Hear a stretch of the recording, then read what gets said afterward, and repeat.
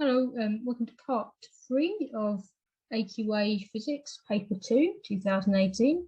So last time we were talking about seismometers on the Earth's surface and frequency and wavelength. So we've got this image. So seismometers on the Earth's surface were called vibrations caused by seismic waves. Figure 3 shows a vibration recorded by a seismometer for 1 P wave. So you probably remember from the other part, it wasn't marked with these blue markers. I put these on, okay, to mark out how to measure, because it's quite a difficult one, because it's not even. Okay, so I put my way of measuring it. You could do it trough to trough as well as other ways of cycles you could do too. Okay, so we've got 1 wavelength, 2 wavelengths, 3 wavelengths, but we've also got this other bit. So you've actually got 4 wavelengths altogether. So if you've got this bit with that bit that's missing, is actually 1 whole wavelength. So you've got an exam to measure it. You can actually measure 4 wavelengths there. So think about what frequency means. So frequency equals number of wavelengths passing a point per second. So if we have 4 wavelengths in 10 seconds,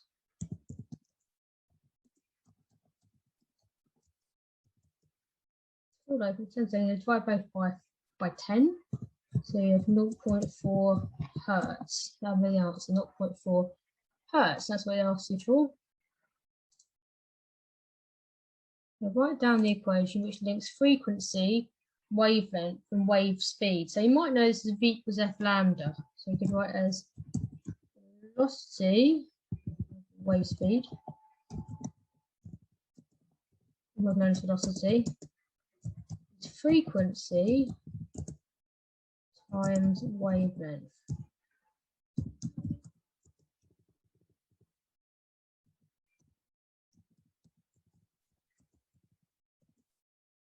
Okay, so for V equals F lambda, we write an example perfectly fine too. Now, the P wave shown in figure 3 is travelling at 7, so the one we saw, is travelling at 7,200 meters per second. Calculate the wavelength of the P wave. Okay, so I'm going to write V equals F, so the wavelength, so with a times, oh, right, that's wavelength for today. If you put lambda,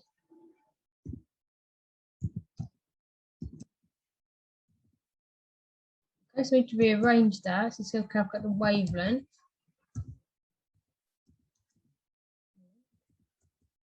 Equals, so you divide both sides by frequency. Okay, so the wavelength becomes velocity, V over F. I'll just put numbers in, nice and easy. Remember, you get marks for working out, marks for rearranging for this, mark the answer. 7,200 meters per second divided by 0.4. Wavelength is 1,800. Okay, 18,000, so 18,123 meters. So we're actually given the meters bit. So yes, 1 mark for writing down this formula, 1 mark for rearranging, 1 mark for the answer there. Okay, explain why the study of seismic waves provides evidence for the structure of the Earth's core. Okay, it's interesting. This is about the S and the P waves. Okay, so S waves cannot travel through liquids, so they do not travel through the outer core. E waves can travel through liquids and solids, but are refracted by changing density. only 2 marks. So they'll actually give you the marks and that. But if you can obviously imagine the S waves are not detected on the other side of the planet. Okay, but P waves are.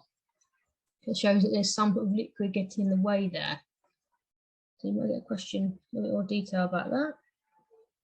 Okay, so figure 4 shows a simple seismometer made by a student. So you've got a computer, a data logger, a bar magnet, heavy base. Okay, it's on the floor, rather than the tail, but on the floor. That makes more sense. Coil of insulated wire. Okay, so the wire is attached to the data logger, a bar magnet. To test that the seismometer works, the student pushes the bar magnet into the coil and then releases the bar magnet. To test the seismometer works, the student, okay, it says the same thing. To test the seismometer works, the student pushes the bar magnet into the coil and then releases the bar magnet. Why does the movement of the bar magnet, induce a potential difference across the coil? Okay, so this is Faraday's law. Okay, so we inserted itself into seismometry, but obviously with physics we can have anything, anywhere really. Okay, so what happens here is that I would say the magnetic field lines. Oh, sorry, I didn't realize I couldn't see the writing. Magnetic field lines of the magnet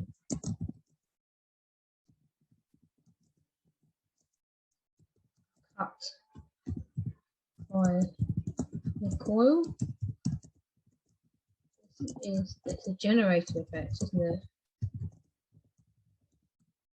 The generator effect. Why is the potential difference across the coil alternating? So anything with a generator produces alternating current. Okay. Also think about the magnet is not just going one way because it goes up and down. So because the magnet, it sounds a little bit too easy to be true, but it's true. The magnet changes direction.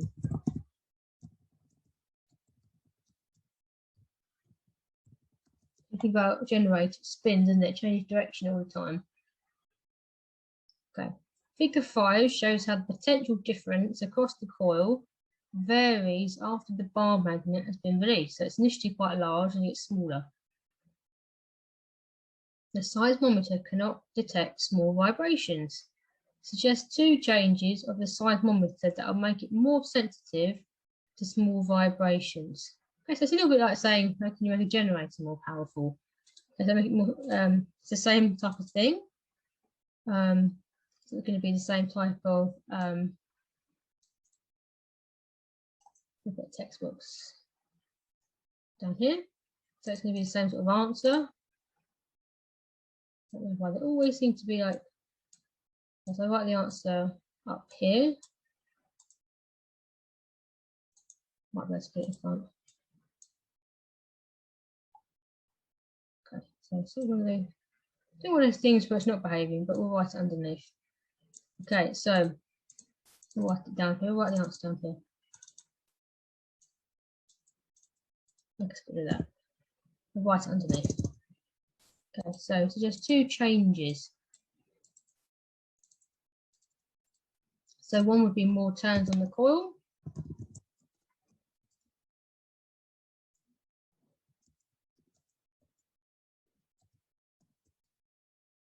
One, you could also have a stronger magnetic field with a magnet.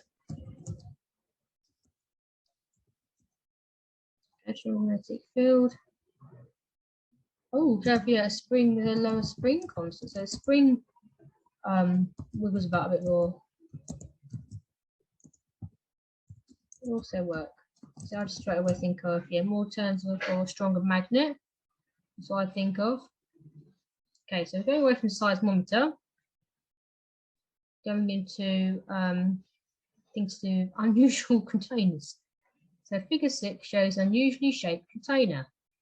The container has 4 vertical tubes of different size and shape.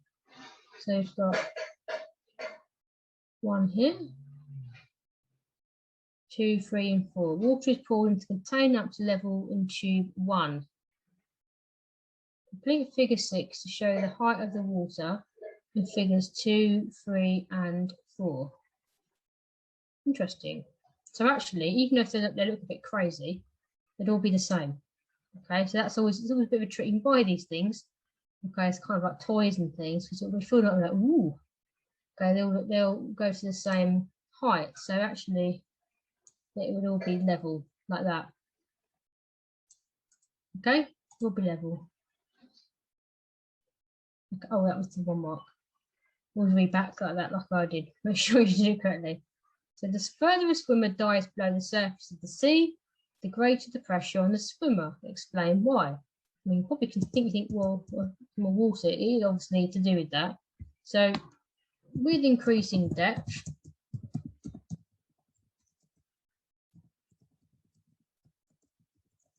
the height of the water and the mass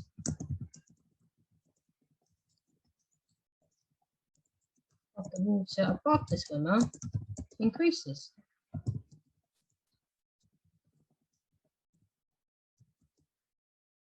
Okay, so this is an increased weight acting on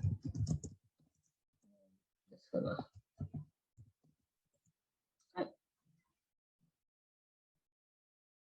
The weight's false. So if a person swims from a depth of 0.5 meters to a depth of 0.7 to 1.7 below the surface of the sea, density of seawater, okay, 1,030 kilograms meter cubed, gravitational field strength 9.8 newtons per kilogram. Calculate the increase in pressure on the swimmer, give the unit, but use an equation from the equation sheet. Okay, so equation, we just put this down a little bit.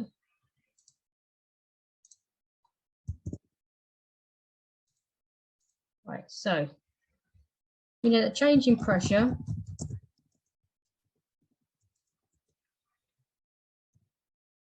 okay is change in water depth times density times gravitational field strength.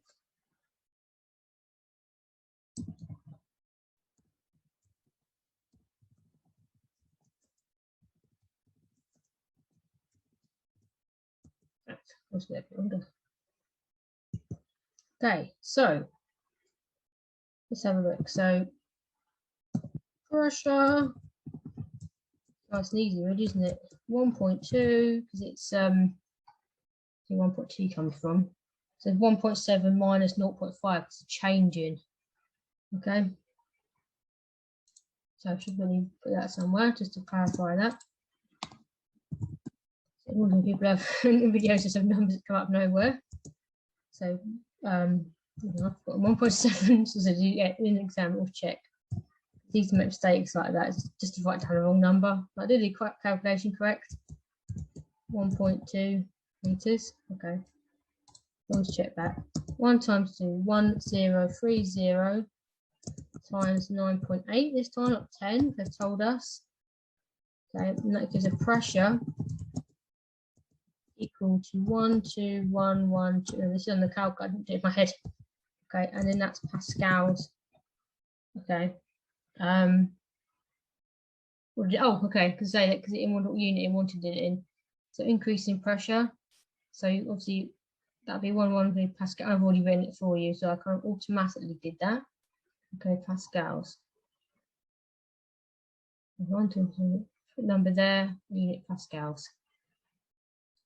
Okay, so we're going to start the next question, but we're going to part 4. So figure 7 shows the apparatus a student uses to investigate the reflection of light by a plane mirror. The student drew 4 ray diagrams for each angle of incidence. The student measured the angle of reflection from each diagram. Table 2 uses student results. So we've got the image, we've got the setup there. Plane mirror, so it means it's flat. reflected ray, incident ray. So shining on that, being reflected off. That's this piece of paper, ray box. Okay, angle of incidence, 20. Angle of reflection, 19, 22, 20, 19. Don't take an average, maybe we're going to get us to do that. 30. Okay, 40, 50. For each angle of incidence, the angle of reflection has a range of values. This is caused by an error. What type of error would have caused each angle of reflection to have a range of values? And I know most people here, and I understand why, would put human error, because it is technically human error, but it's called random, because it's not systematic. Because systematic error is caused by the equipment. Okay, it's called random error. I'm just going to fix behaving again. Okay, so this is, let me just put this aside then. It's called random error. Okay, I'm going to sort this out in between recording 3 and 4. Oh, here we go. Okay, so it's random error. So I'm going to stop recording there. I'm going to sort that out, and also it's coming to the end of the recording time. So also I'll see you in the next recording. So part 4. Thank you. Goodbye.